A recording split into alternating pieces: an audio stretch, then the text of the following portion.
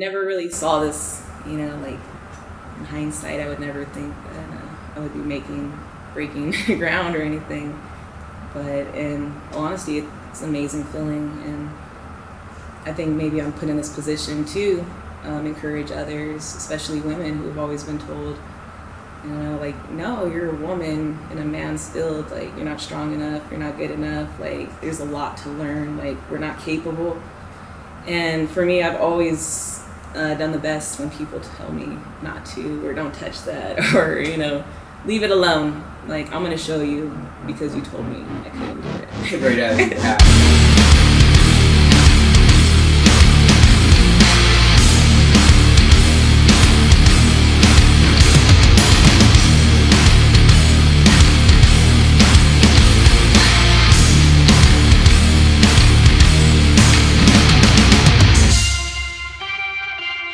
Look deep down inside, what is it you are passionate about?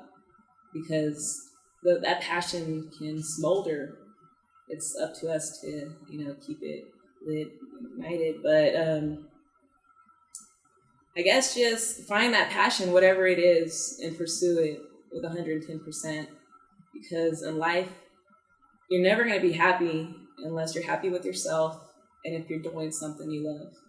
So for me, working with my hands is going to be something that I love. I already love it. So ultimately, if I can't work in the industrial field, I want to be a shop teacher, or at least high school or adult school.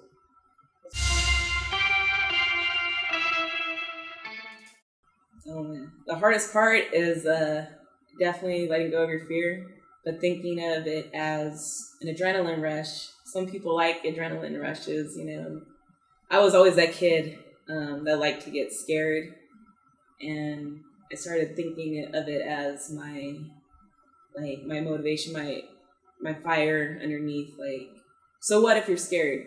You're in that fight or flight mode, so you got to do something with that adrenaline and just have fun with being scared. Take advantage of it.